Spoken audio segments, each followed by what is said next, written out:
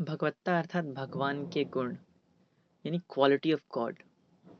तो किन गुणों को हम भगवान के गुण मानते हैं? प्रेम को, करुणा को, दया को, कंपैशन को, एम्पैथी को, सेल्फलेस सर्विस टू ह्यूमैनिटी। इन्हीं सब चीज़ों को तो हम भगवान के गुण मानते हैं, भगवत्ता मानते हैं। यही गुण राम में थे, यही गुण कृष्ण में थे, यही गुण जीसस में थे, यही क्वालिटीज हनुमान में थी, यही क्वालिटीज साईं बाबा में थी। और आज हम इन सभी लोगों को भगवान मानते हैं और भगवान की तरह पूजते हैं। भगवान को तो जानना मुश्किल है, पर इन क्वालिटीज को तो अपनाया जा सकता है। और जो व्यक्ति इन क्वालिटीज को अपना लेता है, जो प्रेममयी हो जाता है, रोम रोम में जिसके प्रेम बसता है, उसे ईश्वर स्वयं मिल जाते हैं, उसे भगवान स्वयं मिल जाते हैं। हमारे ऋषियों ने भी भगवान के बारे में क्या कहा कि जो अनादि हैं, जो अनंत है, आरंभ भी जिनसे है और अंत भी जिनसे है, जिनका कोई नाम नहीं है, जिनका कोई फॉर्म नहीं है, जो फॉर्मलेस है, जिनका कोई रूप नहीं है, जिनका कोई रंग नहीं है, जिनका कोई साइज नहीं है, जिनकी कोई भी फिजिकल क्वालिटी नहीं है, जिनकी कोई भी फिजिकल क्वालिटी नहीं है, जिनका कोई नाम नहीं है, जिसकी कोई पहचान नहीं है, जिसका कोई फिजिकल गुण नहीं है, यानी जो निर्गुण है, निराकार है, वो ईश्वर है।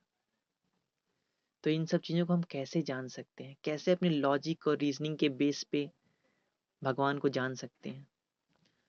तो हमारे ऋषि मुनियों ने उन्हें जानने का एक तरीका बताया है, और वो तरीका है प्रेम। तो जिस व्यक्ति के अंदर प्रेम है और भक्ति है, केवल प्रेम, भक्ति और सेल्फलेस सर्विस टू ह्यूमैनिटी, यानी मानवता की सेल्फलेस सर्विस के थ्रू ही उनको एक्सपीरियंस किया जा सकता है, उनको जाना जा सकता है। बाकी फैक्ट्स, लॉजिक, रीजनिंग, रैशनैलिटी के बेस पे उन्हें कभी नहीं जाना जा सकता। और इन 5 सेंसेस के थ्रू उन्हें कभी एक्सपीरियंस नहीं किया जा सकता, कभी फील नहीं किया जा सकता।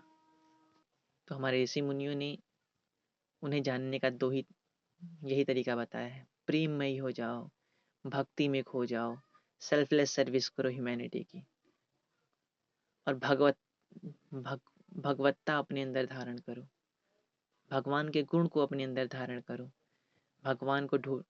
और ये सब चीज़ें जब कर लेगा इंसान, तो उसे भगवान को ढूंढने की आवश्यकता नहीं पड़ेगी, क्योंकि भगवान खुद चलकर उस व्यक्ति तक आ जाएंगे। ऐसा हमारे ऋषि मुनियों का कहना था, ऐसे साधु संतों का कहना था। Okay, let's go a little deeper in this question. So a person asks, does God exist?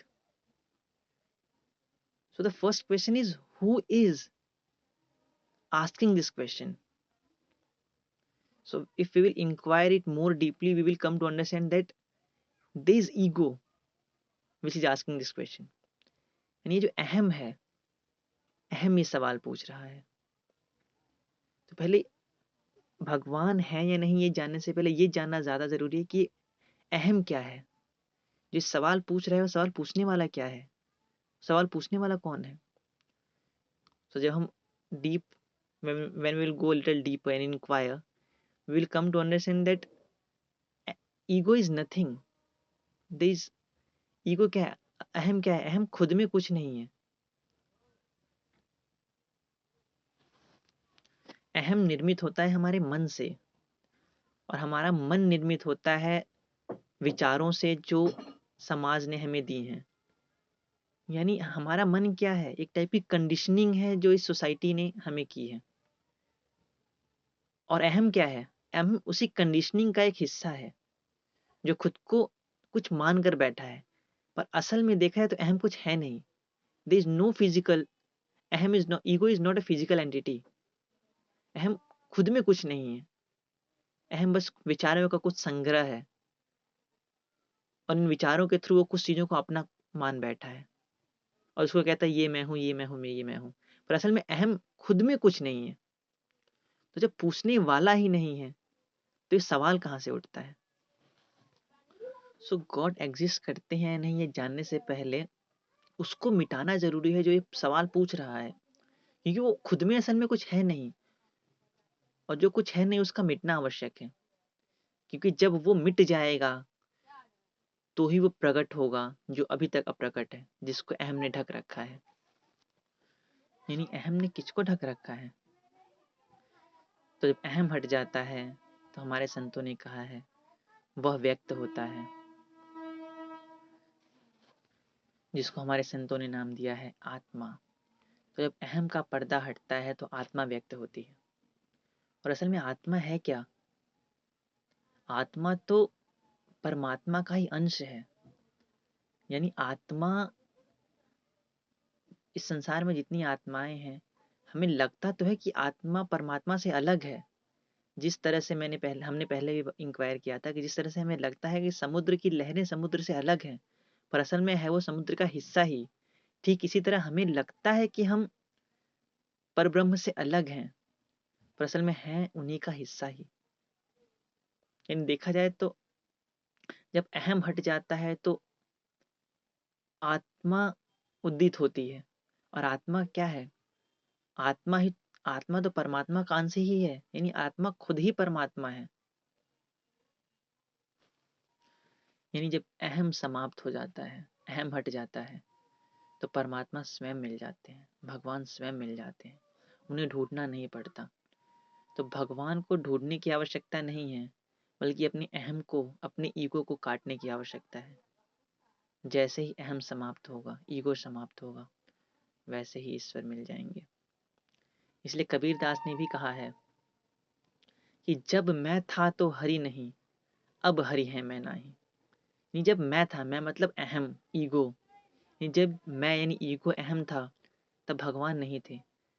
लेकिन जैसे ही अहम और ईगो हट गया, हर जगह भगवान ही भगवान नजर आ रहे हैं। सब कुछ फिर अहंकार का पर्दा हटते ही समझ आया कि सब जगह, कण कण में ईश्वर का ही वास है। हर वस्तु में, हर व्यक्ति में, हर प्राणी में, चाहे वो निर्जीव हो चाहे वो सजीव हो, हर चीज में ईश्वर ही बसते हैं, ब्रह्म ही बसते हैं, परमात्मा ही बसते हैं। सब कुछ परमात्मा का ही अंश है। और तब द्वैत का भ्रम दूर हो जाता है और अद्वैत की सीख मिलती है। तब ये जो ड्युअलिज्म है, ये दो का भेद समाप्त हो जाता है और सिर्फ एक, और जो बचता है वो सिर्फ परमात्मा है, परब्रह्म है और कुछ भी नहीं। इसीलिए तो कबीर ने कहा है कि मोको कहाँ ढूंढे रे बंदे, मैं तो तेरे पास में, ना मैं काशी ना मैं काबा, ना काशी कैलाश में, ना ही कौनो क्रिया कर्म में, ना ही वैराग में, मोको कहाँ ढूंढे रे बंदे, मैं तो तेरे पास में। यानी उन ईश्वर को बाहर ढूंढने की कहीं आवश्यकता नहीं है। आवश्यकता है तो अपने अहम को काटने की, अपनी ईगो को काटने की। क्योंकि जब ईगो और अहम समाप्त हो जाता है तो भक्ति और प्रेम प्रज्वलित हो उठता है। और जहाँ भक्ति है, जहाँ प्रेम है, जहाँ करुणा करुणा है, जहाँ कंपैशन है, वहीं भगवान है, वहीं ईश्वर है, वहीं परब्रह्म है, वहीं अनादि अनंत ईश्वर है। इसलिए अपने अहम को हटाकर, अपने ईगो को काटकर और अपनी भगवत्ता को प्रस्तुत होने दें और द्वैत के भेद को मिटाकर कण कण में ईश्वर है, इस बात का अनुभव करें और शांत रहें और शांत हो जाएं। क्योंकि द्वैत का भेद मिटते ही शांत, सब कुछ शांत हो जाता है। शांति, हर जगह शांति, प्रेम, करुणा, भक्ति व्याप्त हो जाती है। कर्ता का अहंकार मिट जाता है, कॉन्फ्लिक्ट्स सब खत्म हो जाते हैं। बचता है तो सिर्फ प्रेम, करुणा, भगवत्ता और स्वयं भगवान।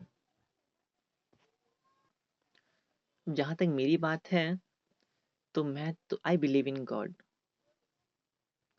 मतलब मैं भगवान में विश्वास रखता हूँ। पर अगर मैं ये बात बोल रहा हूँ तो ये बोलने वाला मैं है कौन? यानी ये जो बात बोल रहा है वो भी मैं नहीं, मेरा अहम बोल रहा है। My ego is telling you this thing. So basically what I want to say कि आपने मेरी सारी बातें सुनी, क्योंकि मैं भगवान में विश्वास रखता हूँ इसलिए मैं ये सब बातें बोल रहा हूँ। पर आप मेरी बातों को मान मत लें, खुद इंक्वायर करें। Inquire it by yourself. Do not listen everyone but do not follow everyone. क्योंकि मैंने जो बातें बताई हैं वो भी आपके दिमाग की कंडीशनिंग ही करेगी, और हमारा एम दिमाग की कंडीशनिंग करना नहीं बल्कि दिमाग को अनकंडीशन करना है। We should try to uncondition our brain which society has conditioned us. So if you listen to me also what I am saying, and if you will start following, listen but do not follow, because if you will start follow and if you will start believe exactly on the same words that I am telling to you, then you will condition your brain. But this is not our ultimate aim. Our ultimate aim is to uncondition, because when you will be able to uncondition your brain, then only you will be able to demolish your ego. जब brain अनकंडीशन होता है तभी अहम समाप्त होता है। क्योंकि अहम क्या है? अहम विचार ही तो है। अहम हमारा